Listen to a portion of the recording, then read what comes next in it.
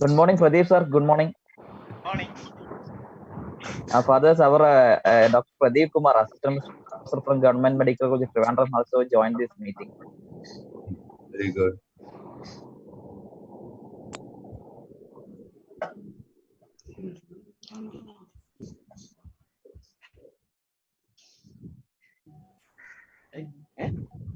Jijo? Okay, screen sharing. The screen sharing is not active here.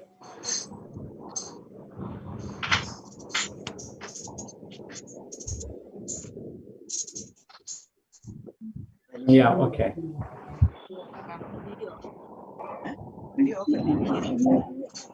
It's disabled for me. Jijo, അത് സാറിനൊന്ന് ഇതാക്കി കൊടുക്കാവോ?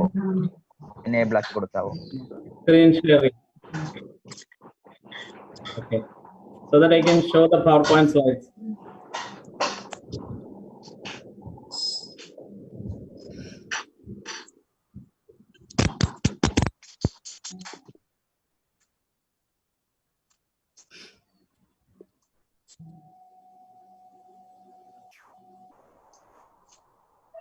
Hello, good morning, Anu Kadar madam.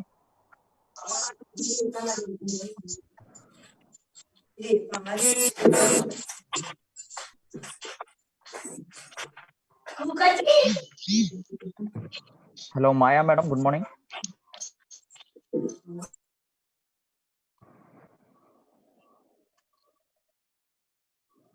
It still says host disabled participant screen sharing.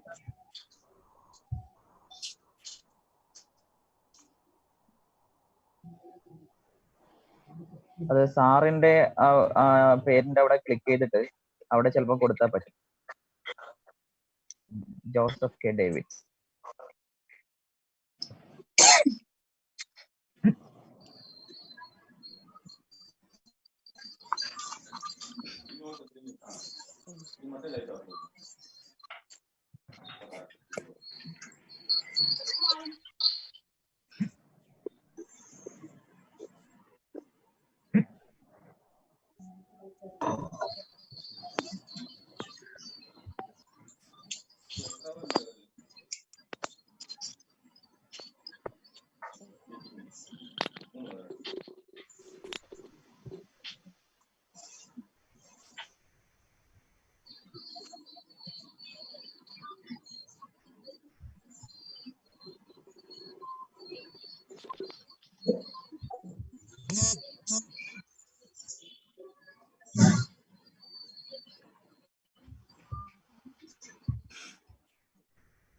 Yeah. Yes. Can you see the screen there? Yes, sir. Yes, we can. Yes, sir. Yes, sir, we can see. Sorry, you can make it the slideshow. Yeah.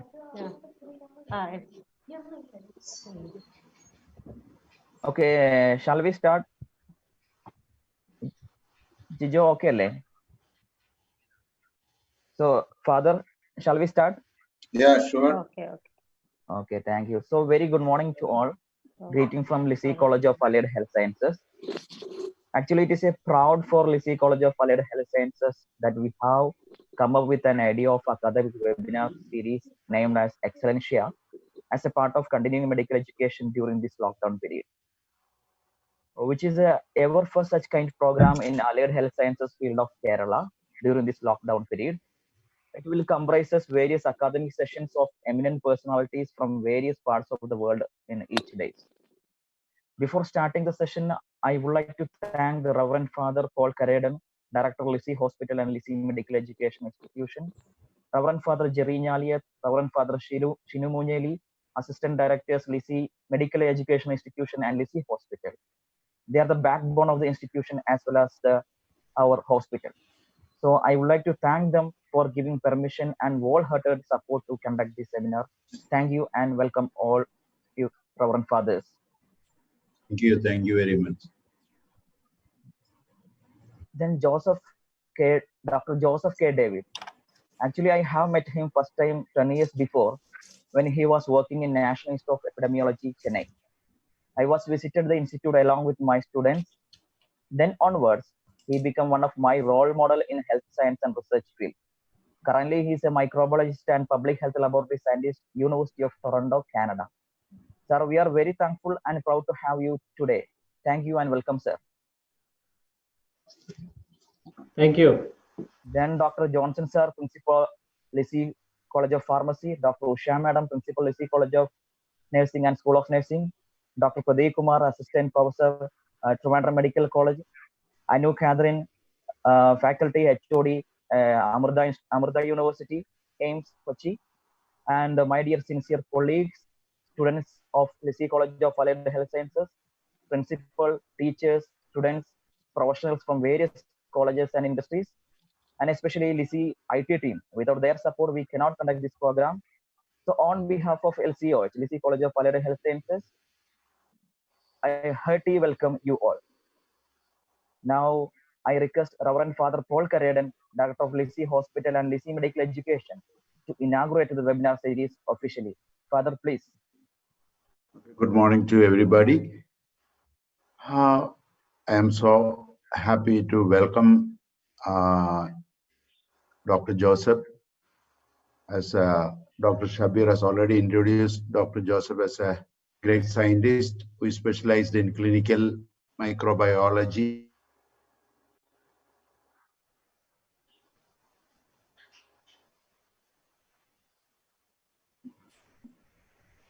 all over the world, giving the best of the talents for the good health of people around the world. I am also greeting all dignitaries, Dr. Shabir, Usha Madam, Father Jerry, Father Shanu, and all other participants. And I welcome you to this Excellencia webinar series. It's a privilege to inaugurate this program because, as we know, we have the right person to deal with the stress and difficulties of the time. There are a lot of questions and dilemmas in social health. People are afraid of the new pandemic, and everybody wishes to know what is the right thing and what are the most useful thing.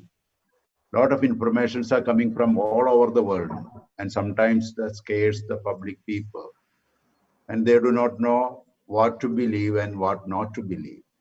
Probably we have the right person to highlight especially the dilemmas in the outbreak of this Corona-19, and I hope we will be enlightened by the talk of Dr. Joseph. People from all over the world get a chance from such an institution to get connected and to know the best things available in the world. And Lisi becomes a center where we can share this information to the whole world. So I don't want to prolong my talk, and our program I declare as inaugurated, and I welcome all the people from all over the world to come and join this great program, which will give a lot of information about the diagnostic dilemma and outbreak investigations. Thank you very much, and a very good morning to people from Asian region, and good evenings to other people around the world. And thank you very much, and I wish this will be a very useful session. Thank you. Okay, thank you, Father. Joseph, sir, now you are the host. You have to add the participants. Maybe they are in waiting room. Okay. Yeah. You have to please check, sir. Students and faculty are waiting.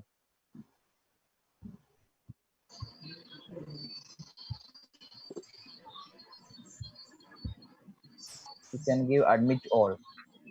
Oh, okay. Yeah. Okay, sir. So now I thank you, Father. Now I request Dr. Deepa Ravi, Assistant Professor and Coordinator of Academy Monitoring Committee, Lisi College of Allied Health Sciences, to introduce Dr. Joseph K. David officially. Madam, please. Thank you, sir. Good morning, everyone. I have the privilege of introducing Dr. Joseph K. David to all of you. Dr. Joseph K. David is currently working at the University of Toronto in Canada as a laboratory scientist specialized in microbiology and public health. He has more than 12 years of experience in teaching and research. Previously, he had served as the lead laboratory scientist at National Institute of Epidemiology in Chennai under ICMR, the Government of India, for more than 8 years. Here, he was instrumental in designing and establishing the state-of-art laboratory at NIE and had guided many students in their doctoral and postgraduate dissertation work. He completed his BSc in MLT from Trivandrum Medical College, followed by MSc and PhD from PGIMER Chandigarh. He had also undergone postdoctoral studies at NIE Chennai and had higher studies in multidisciplinary areas at Ryerson University and University of Toronto at Canada. He has also undergone rigorous licensing and certification process mandatory in Canada for his professional practices, including the Green Mark certificate in Environmental Management System conforming to the ISO standards, certificate of registration issued by the International Federation of Infection Control, certificate in Environmental Public Health Trafficking, LEED Lead Green Associate Training, application of laboratory medicine and best practices, to name a few. With more than 30 international publications in renowned high-impact scientific journals, mastery over 5 languages, including French, Dr. Joseph is an active member of various organizations such as the Canadian Fertility and Andrology Society, the American Society of Reproductive Medicine, Indian Association of Medical Microbiologists, Society of Indian Human and Animal Mycologists, Association of Basic Medical Scientists, to name a few. Dear respected sir, thank you so much for being here with us today. It is indeed a great pleasure to hear from you. And on behalf of Lisi family, I welcome you to this eager and excited online audience. Welcome, sir. We have with us here today Dr. David K. Joseph, scientist from University of Toronto, Canada. Welcome, sir. Thank you so much, respected father and the principal, Dr. Shabir, Dr.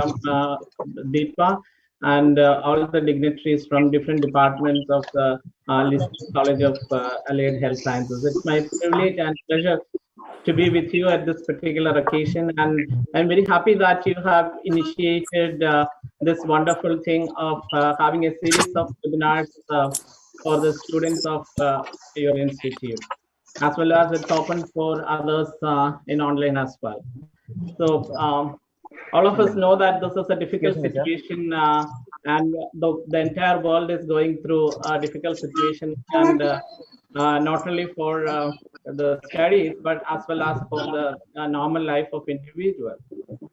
So as a laboratorian, as people who are working in the laboratory, or the students who are in the field of laboratory, it's so important that how they can contribute to the health system in a positive way for a better outcome of the treatment as well as management of such a big pandemic in this world. I will just go through important, since this is the beginning of a series of lectures follows. So when I discussed with Shabir, they said basically touch upon the role of laboratory in this type of outbreak investigations and pandemics. Later continue with more specific lectures and deliberations on the corona and the current situation. So we will discuss basically on the diagnostic dilemma as well as the outbreak investigation protocols. So how an outbreak will be investigated, and how we can go ahead with outbreak investigations more effectively. So these are the two shots from the famous Hollywood movie, The Outbreak and Contagion. I'm sure that at least some of you would have seen this movie, and the world's understanding regarding outbreak, especially of this magnitude and this severity, has been quite a bit hyper postulated that this is not going to happen in near future, and it has like a scientific fiction. But during this period of time, we have seen multiple outbreaks of different magnitude and effect in the community. And people have come across or now learn to live with an outbreak in a situation where an ongoing pandemic is happening. So in a daily life, do you ever think that you are going to live with some of this type of pandemic? Or have you ever come across with an outbreak other than Sir, this corona or COVID-19 situation? Joseph, sir, excuse me. Sorry for disturbing you. Yes. I request all participants to mute yourself, your speaker. Please mute your speaker. If you have any doubt after the session, you can raise your hand. Please mute yourself. Thank you. Sir, you can continue, sir.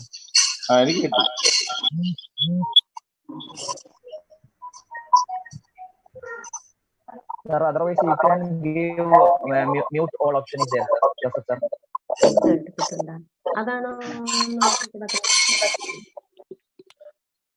Joseph, sir.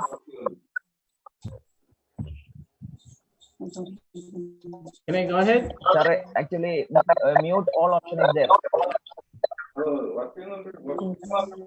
Sir, you can mute all yourself, all participants.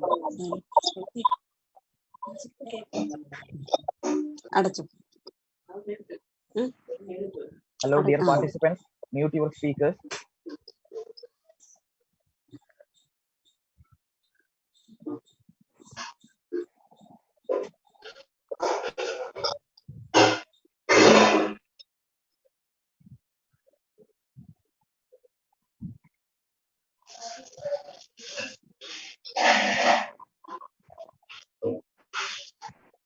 Hello, sir. Joseph, sir. Yes, yes.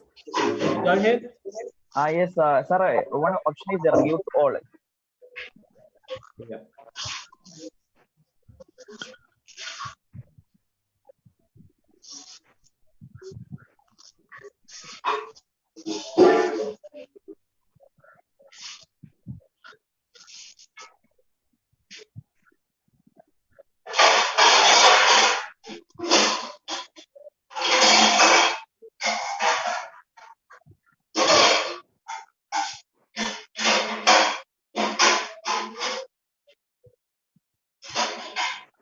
There are few people who have not muted. One, Bharati. Yes, father. Yeah. Good Then morning. somebody who is using Nokia 5. These are the two people who have to mute.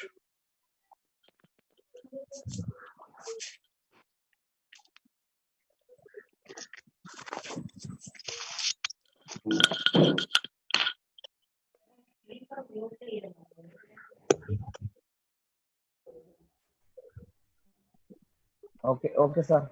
You can continue. Yep. So outbreaks are not something which happens in decades. So outbreaks, we would have properly seen many of them in your daily life. So outbreaks is basically a biological process that happens in the evolution. And this is that is the normal thing which happens in any microbe or in any living things evolution. So we have grown with outbreaks, and some of the outbreaks will have a very disastrous outcome, and most of the outbreaks doesn't have much effect in the community. but dealing with an outbreak in a medical scenario or dealing with outbreaks in a hospital situation, it has a lot of implications in the lives of people whom we are caring and who are working in the health sector. So if you look at the outbreak investigation protocol, the public health have different steps to investigate an outbreak. So outbreaks are not necessarily to be of a pandemic. So outbreaks can be or locally limited as well. Outbreaks can be regional, outbreaks can be national, or it can be a pandemic like what we see in COVID-19. So I will take you through the different stages of how we can investigate an outbreak and what exactly the role of laboratory in this outbreak investigation.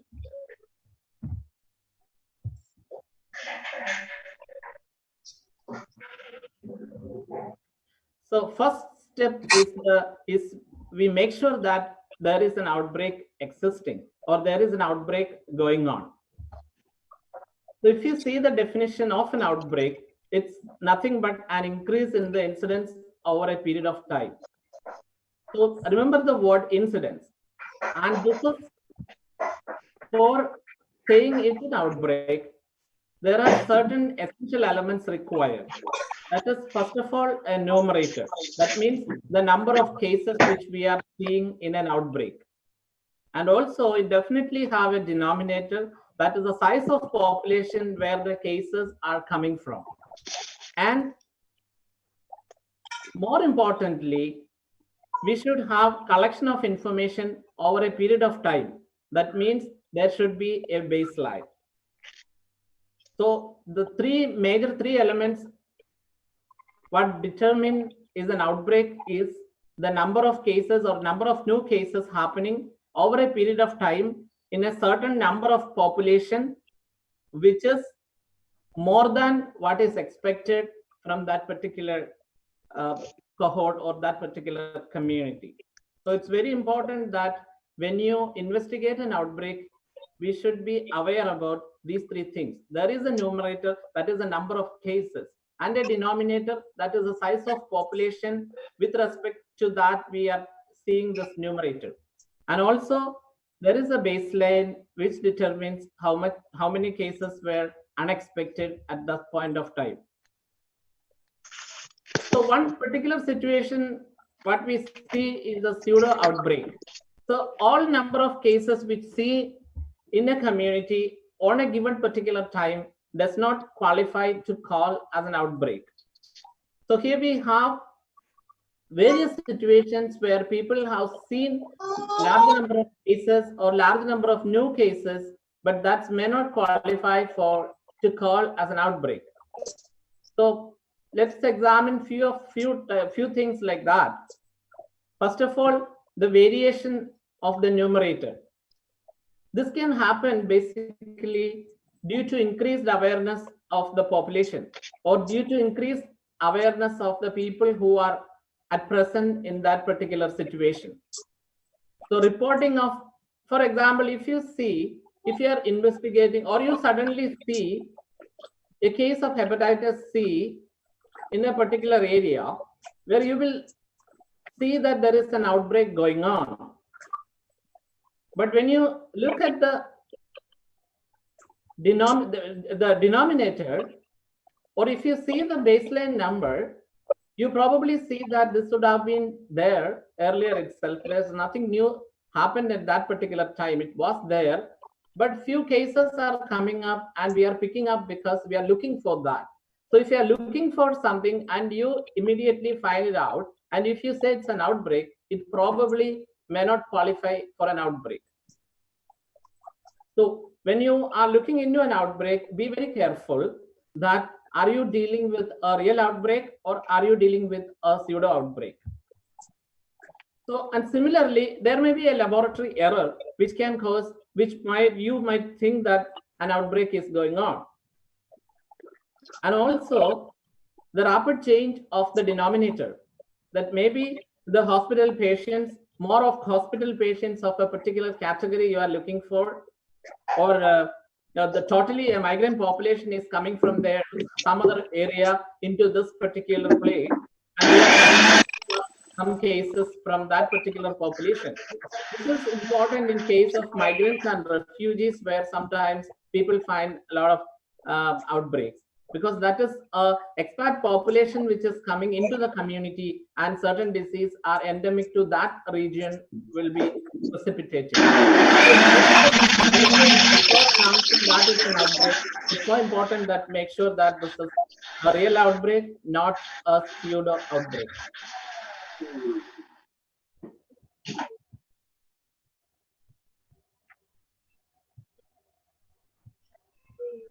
So similarly,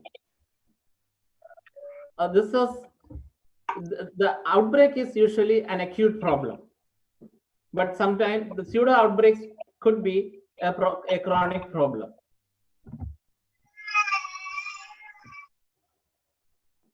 So the second stage, once you determine that there is an existence of an outbreak, confirm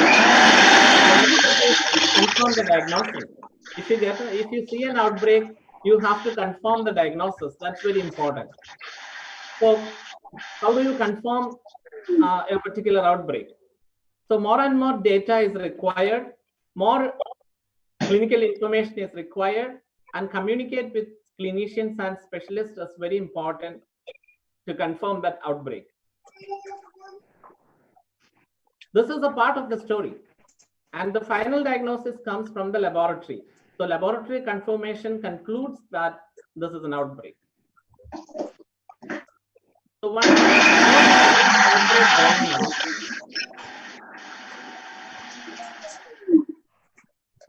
you know that an outbreak is going on, then the next step is define a case.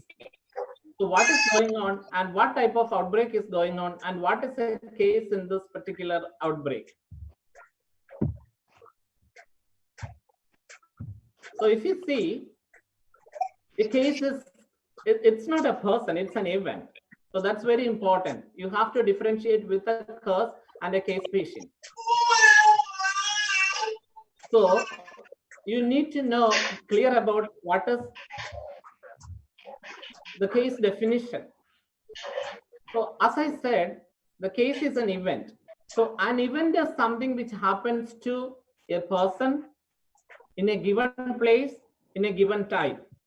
So a case definition is a set of criteria that trigger the further reporting.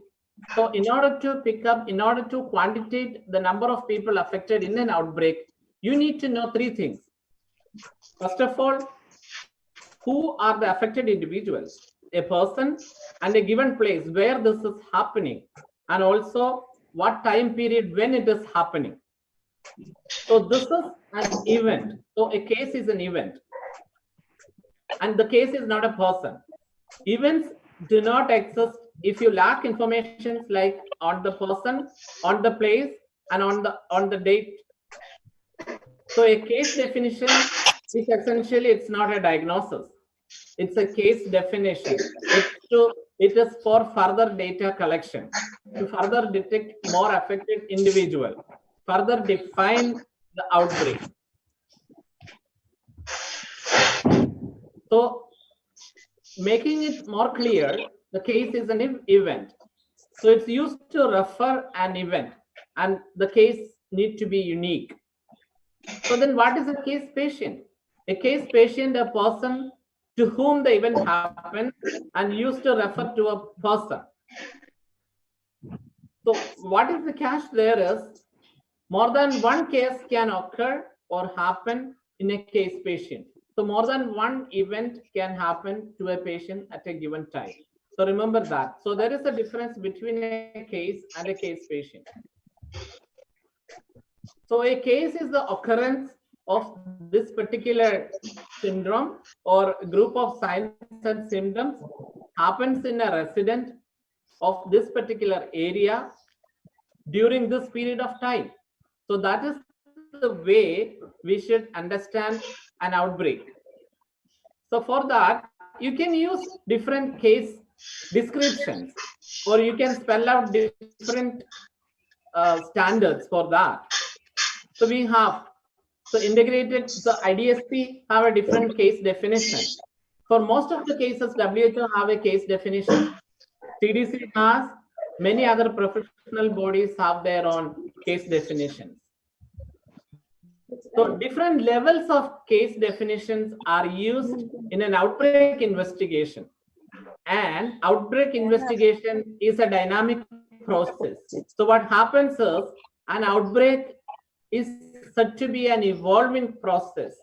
So here you search different levels of case definitions will help or to understand searching for maximum number of potential cases and narrowing down to a diagnosis. So case definitions may differ at descriptive level, but which is very, in a descriptive level, you need to find more cases, it's more inclusive. But for an analytical level, it's more specific. So what is the different types of case definitions? So there are basically in outbreak investigation, we see 3 types of case definitions. So there could be a suspected case, that is a possible case. So events that can possibly be cases if they are investigated. So if you are going to investigate an outbreak, the first thing we see a possible number of cases or suspected cases. So suspected cases are taken for using further analysis or further testing or further investigation. So from the suspected cases, we will have probable cases. So when you screen the suspected cases, you will get certain number of probable cases which can be included in the outbreak. So once you have probable cases, the probable cases will be sent for confirmation.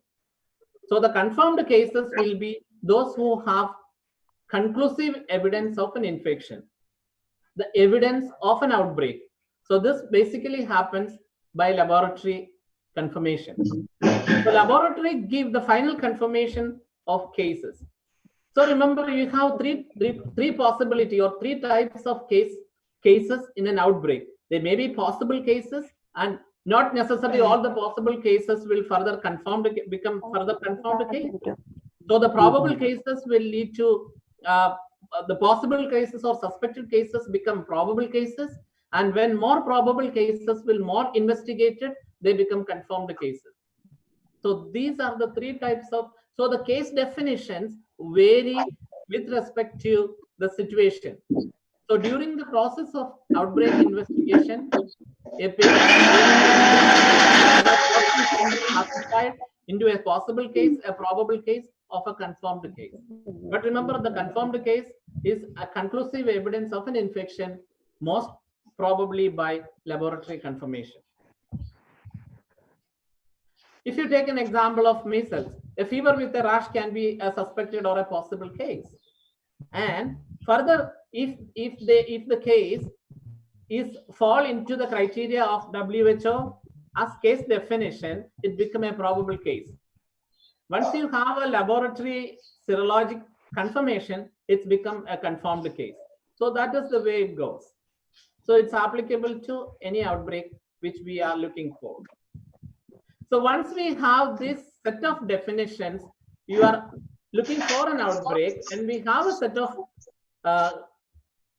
definitions for suspected or probable cases, suspected cases, probable cases, and confirmed cases. We can look into the community and pick up more and more cases. So now the 4th step of an outbreak investigation is the search for cases. So how do we go for searching cases? Use always time, place, and person criteria from the case definition. So choose always a uniform strategy to search for cases. The case can be obtained by passive surveillance, where when a patient happens to enter into a hospital of a reporting disease, the physician or somebody from the hospital, a healthcare provider, can pick up. There is a stimulate passive surveillance. You don't actively look for cases, but still you will have a specific time period. This time period we are looking for the cases, and whosoever coming to a health facility, whosoever seeking for a health facility be picked up at that particular thing. Then there is an active surveillance or active case search where door-to-door examination, investigation happens, and the public health professionals will be actively looking for cases. What is which happenings in COVID-19 situations. So when you have these type of tools with you, you have the strategy, and based on the disease, we can have strategy developed to pick up more and more cases in an outbreak. So search cases everywhere in the same way. So this is basically when you look for cases, you will make a line list. When you find a case, you will have a person in your data which are consistent with our case definition. So you have it, so the line listing is the next step of an outbreak investigation. So once you start picking up the cases one by one, you should have a line listing which constitute and updates a database for the cases. But remember, when you go for a line listing, protecting the confidentiality of the patient is very important. This gives an automated data analysis mechanism to find out where we need to give more importance to the outbreak. So essentially, a line listing will look like this.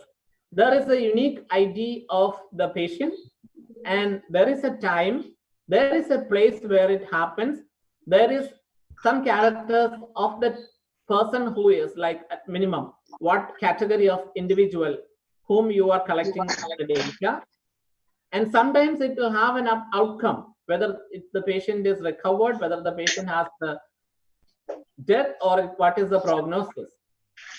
And also it will have the laboratory outcome, like whether it's a PCR positive or it's an antibody positive. So it's just, don't bother much on this particular example of the line listing, but line listing essentially has, when you pick up the data, when you pick up a case in an outbreak, then you have a line listing. Line listing essentially will have the patient's time, place, and person. Who is the individual affected? Where is he from? And when you have identified that particular individual. So that is very important. So once you have the case definition, once you have number of cases, then you can start generating a hypothesis using the descriptive finding which we have seen. So count. You can count, you can aggregate and find out the data that how many of them are affected, and you can have age groups, different age groups. Maybe this outbreak is happening in children, or this outbreak is happening in elderly individual, or this is happening generally in the community, or this is happening only in young adult, or this type of how or aggregate can be obtained. And also we can divide the number and cases by relevant denominator. So how many of the total population is affected, how many male are affected, how many female are affected, how many children are affected, all this type of data you can. And also you can compare these data with different denominators. So when you look at this data, once you collect the data in an outbreak, the time period, that's so important, which determine the epidemic curve. In recent years, recent time, you have heard a lot of things about flattening of the curve. So that for plotting that curve, you need this particular data, the time frame, when the incident happened, when the outbreak occurred, when that person is affected. That is important. So it's very important for the time is very important for preparing the epidemic curve. And if you know the place, the data can be shown as a spot map, or it can be separately layered into a map by incident area so that we can segregate that particular area. Or as a person, it's incidents by age, sex, etc. These are the usage of that particular data. If you go to the example, you can have a chart with the information you can put into that particular thing, and you can make a chart, and you can put the data into that chart. If you prepare a spot map, you can find out, plot the cases, and sometimes you will see. If you see, for example, if you see the prevalence of HIV along the highway route, you can see in earlier stage. And also sometimes you can see the cholera outbreak centralized to a water source.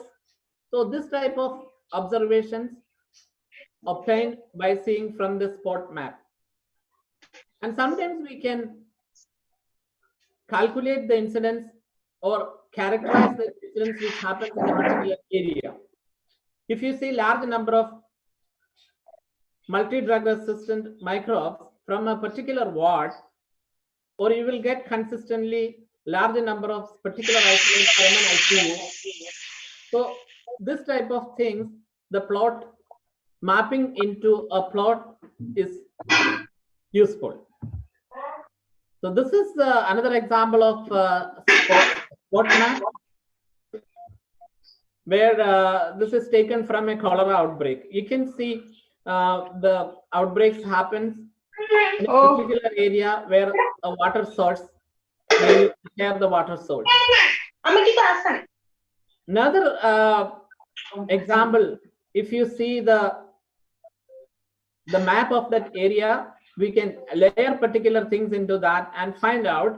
This is also taken from a cholera outbreak where large number of cases have seen when the pipelines are crossing the sewage.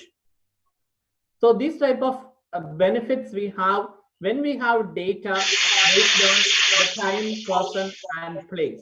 So it's very important in an outbreak. Always remember, you should have three things like time, person, and place.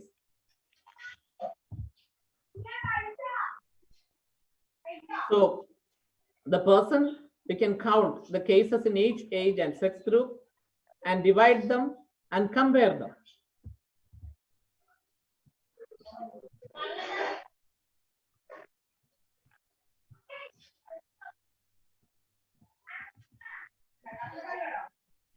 So when you are preparing the incidents by individual characteristics with a good line listing, it can be used for the rate. It can be used for calculating the mortality, the attack rate, so on and so forth, and the rate, so many things which used for the public health intervention. So now you know we have come across the existence of an outbreak. We have confirmed the diagnosis.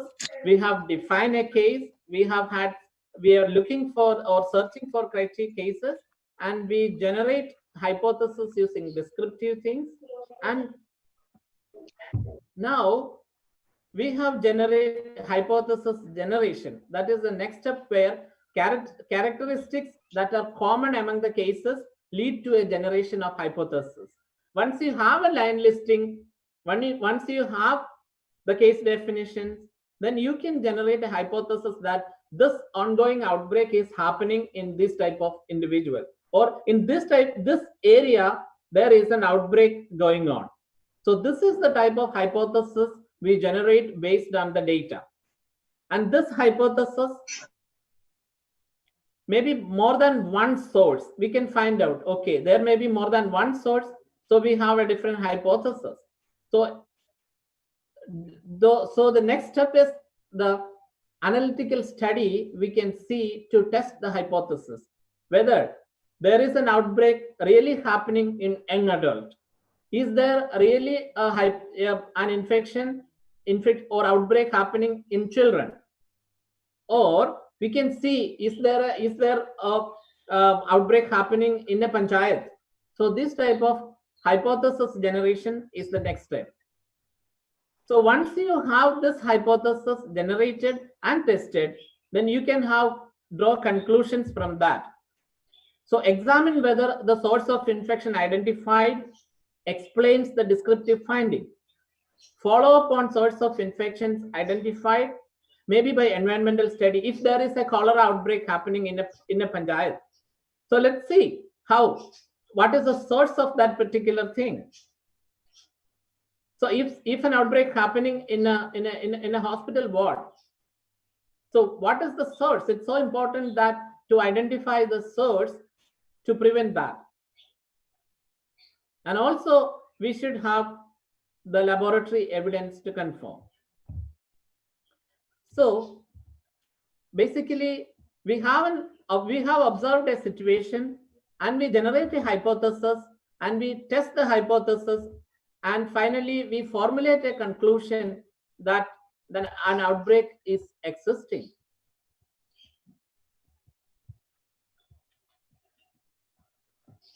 So once we get into a conclusion that there is an outbreak happening, compare the hypothesis with established facts. So what are the established facts which we have? We'll have contacts. We can always discuss with people who have experience, people who have our mentors, or people who are already done this particular similar type of outbreak investigations. We can always have literature review where you can find that similar outbreaks have happened in the future in different areas of the world, or in the similar situation what was happened. You can have always internet or Medline search to find more on this type of comparison with what is happening in a similar situation in some other place. And also we'll have the laboratory studies, environmental studies, anthropological studies, and health economic studies are needed to effectively intervene this situation. And how do we communicate the findings? So we have different methods. When you communicate the presence of or the existence of an outbreak, it's so important that you need to communicate it with whom it to be noted. Maybe if it's an epidemiologist or laboratorians, a lab report is important, or that is what is required so that they can act on that. So the documentation to that is important. If you are communicate with the public health managers, then a summary is required and the recommendations are needed and they need to take action on that. If it is political leaders, a briefing is required. They don't need a big scientific evidence or like a paper or a report of a summary, but they need a briefing, and they also participate in control measures and evidence that situation is under control. They communicate with the community. So if it is a community, a press release is important. So what exactly is saying, is it a scientific community? Then you need to have a peer-reviewed journal article. So different levels of people or audience need different type of communication of an outbreak. So that's very important, that to whom you are communicating, then your communication should target based on that. So, and finally, if there is an outbreak, we need to execute preventive measures. So maybe formulated initially, you know that if it's a cholera outbreak, once you establish that it's a cholera outbreak going on, you know that what to do. The safe drinking water, ensure safe drinking water. So before the complete process of these things happens, it can happen. So sometimes should be different from an idealistic blanket. So should be feasible and focused to that particular community. And once you have conclusions, you will have a spectrum of recommendation based on this outbreak investigation, which may be a short-term recommendation, a mid-term recommendation, and a long-term recommendation, so that the outbreaks does not occur in future. So, and the characteristics of a very good recommendation include, it should be focused, feasible, and discussed with the local public health officials.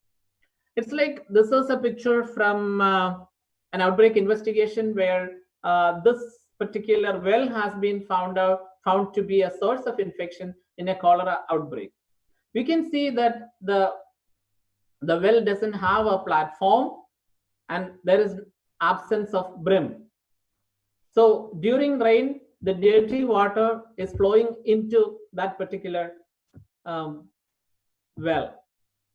So the public intervention is that building restrictions and platform so that the rainwater does not go into the well. And that is the way they could actually stop cholera outbreak.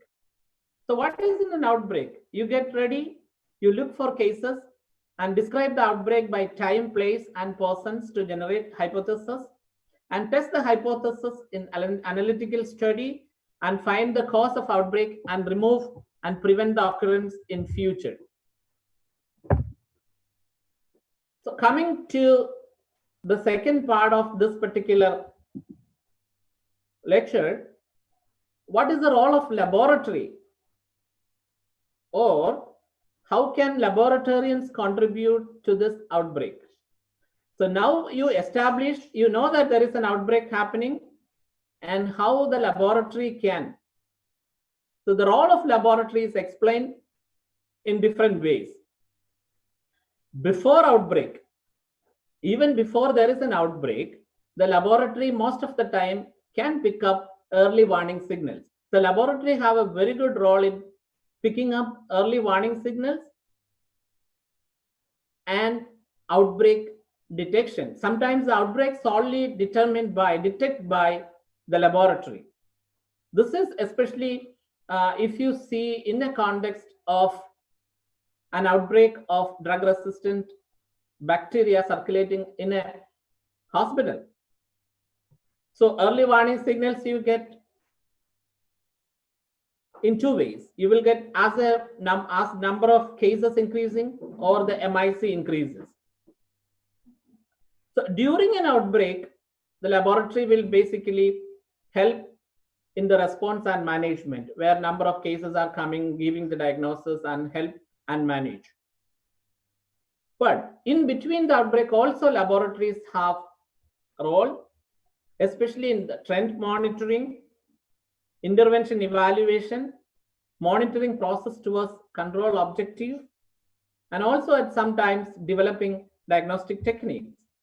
So the laboratory's role starts before the outbreak. So laboratory can pick up early warning signals. Laboratories can detect an outbreak. Laboratory participate in an outbreak investigation, outbreak response, and the laboratory has a role in trend monitoring, intervention evaluation, and control program. So if you think the early warning signals, it's so important.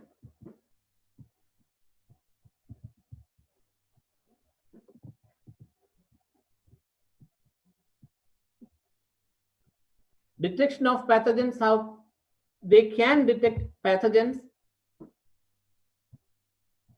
of potential ability to spread in a community, and also sentinel events, isolation of a single epidemic prone isolate, and also will have emergence of new strains in the community. So these could be different types of early warning signals. So detection of an outbreak in the laboratory with the assistance of laboratory. Then identification of clusters, infection with an unusual pathogen, sometimes a specific subtype of the pathogen, and the reference centers.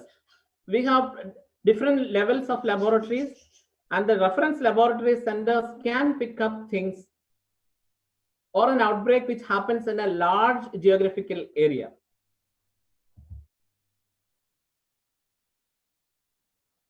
How do you detect an outbreak with the assistance of laboratory? So usually an epidemiologist captures the increase of incidence in the laboratory. And when it comes to or communicate with the laboratory confirms the diagnosis. When you have a confirmed diagnosis from the laboratory, which in turn helps the epidemiologist to confirm or modify a specific case definition or detect new pathogen and provide additional details regarding the pathogen. So effective participation of the laboratory is so important in an outbreak investigation.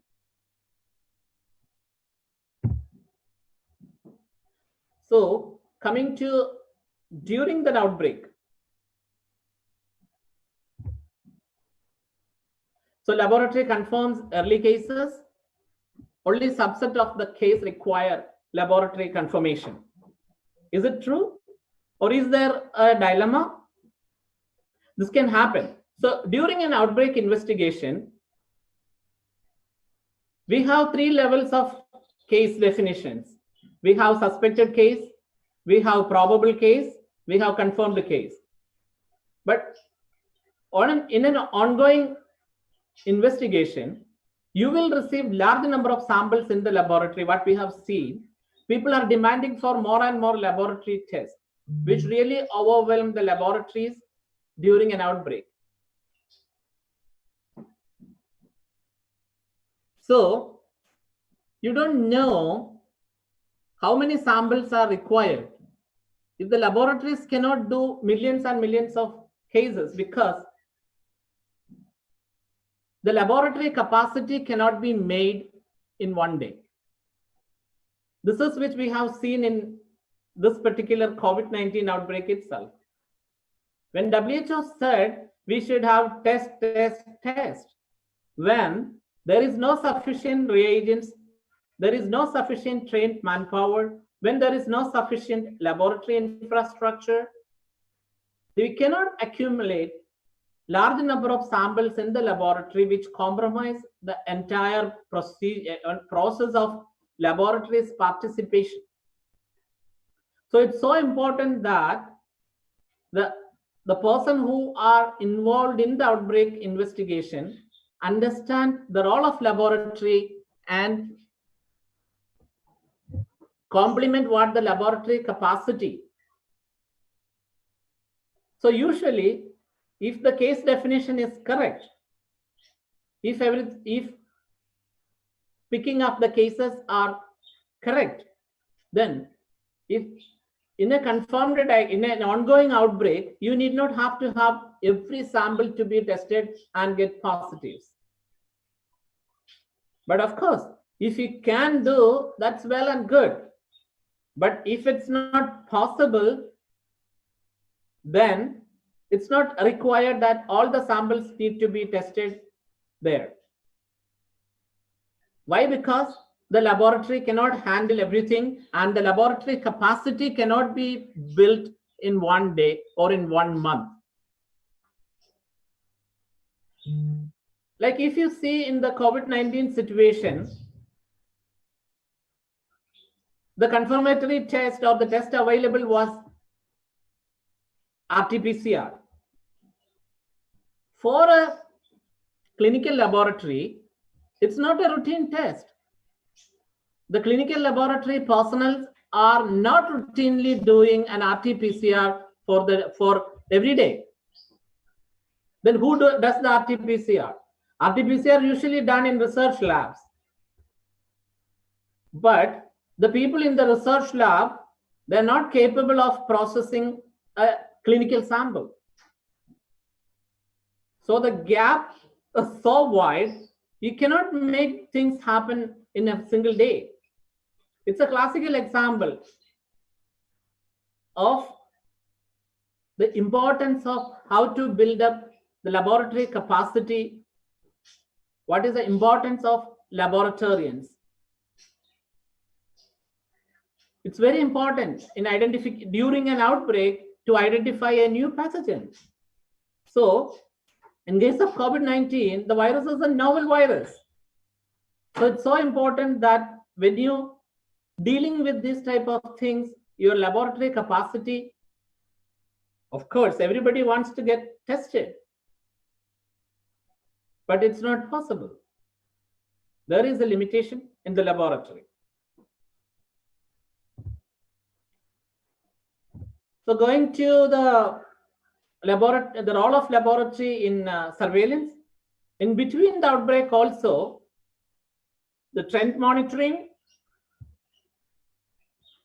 and also intervention evaluation. That is also important. During an outbreak, the public health officials are executing an intervention, and the laboratory is the monitoring part where the intervention is working well. The process, the progress, the progression of the disease, everything is monitored by laboratory. So trend monitoring is so important in that case. And also it's important in evaluating the resistant pattern and monitoring the proportion of subtype of pathogens at some time. And also trend monitoring, we have circulating strains of, suppose few examples, like circulating strains of organisms of bacterial meningitis. You can modify the treatment protocol, and also impact on immunization policies. Sometimes after vaccination or the new vaccination protocol has been introduced, it's very important that the laboratory monitor the trend of infection after that. And monitoring during eradication or elimination is also so important. In the elimination phase, the specific tests are required, very specific, because the positive predictive value of that particular time when the total number of infections in the community is very low. This is so important in case of polio surveillance and measles surveillance. So setting up of laboratory is so important, not only during the outbreak, even before the outbreak. So I'm not going into the specific sets roles which we need to do, but the important points of setting up laboratory in the public health, maybe the diagnosis of early warning signals for epidemic preparedness. And also it's so important that you strengthen the public health laboratory system. It's for confirmation and capacity building. And also many places will have referral investigations and specific outbreak investigations.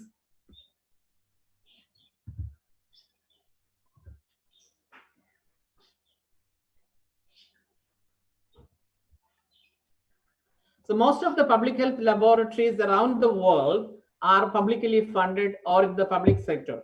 It can be in the public sector or in the private sector, or mutually involved in the surveillance program. So public health is basically a multidisciplinary thing. So where epidemiologists or the investigation team, clinicians, laboratory specialists, environmental specialists, entomologists, veterinarians, nurses, or all type of people who are working in the healthcare has a role to play. So they all bring different types of skill to the work. The skill is different, the knowledge is different, and working habits and perspectives are different. So the specialists need to understand and respect each other's role and coordinate for a better outcome or a common goal.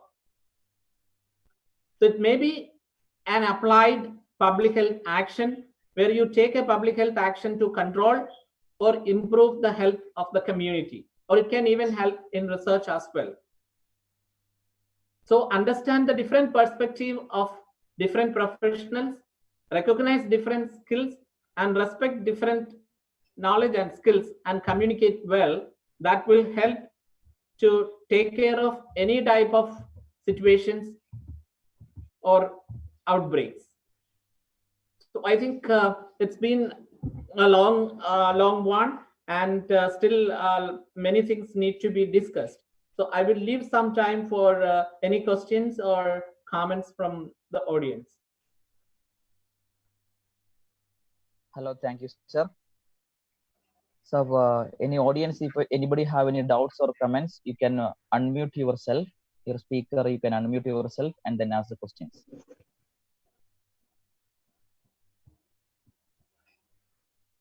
Sir, some people are waiting in a waiting list, I think, just 5 minutes there before they lost connection. I think so. And Pradeep sir also requested the same.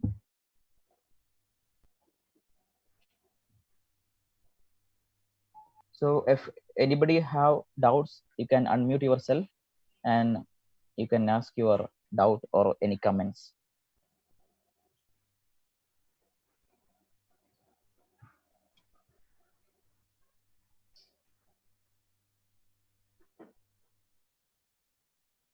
Or they can direct your questions to you and forward to me. I can answer them personally as well. Okay. Yeah, maybe I need to unmute from here also. I don't know. No, sir, they can unmute themselves. Oh, okay. Anybody have any doubt?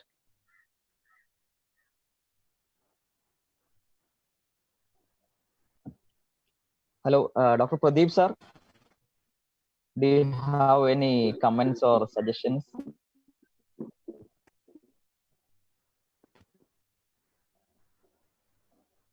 Can you hear me, sir? Pradeep sir?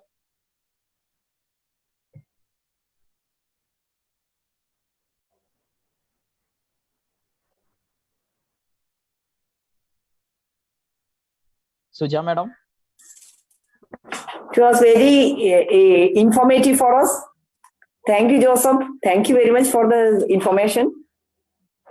Oh, thank you, Suja. It's nice to see you. Okay. Abdul Rahman sir also attended, I think. Sir, do you have any comments? Anukya madam, Amrita Institute.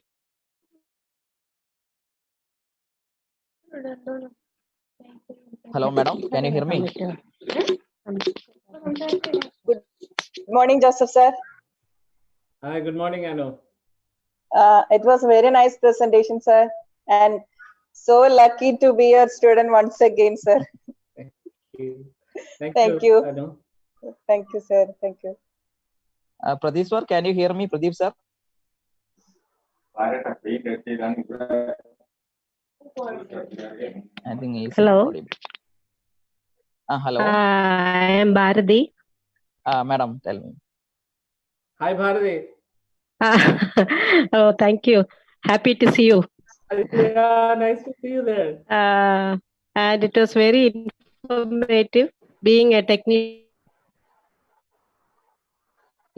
I am working at PHC Adirambura. The more information is very valuable. Thank you, Mr. Joseph, and very happy to see you again. Thank you, Okay. Anybody have any doubts or comments?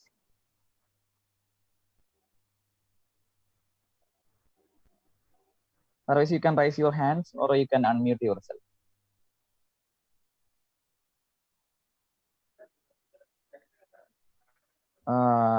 I feel there is no more doubts, I think. Father, shall we conclude this program?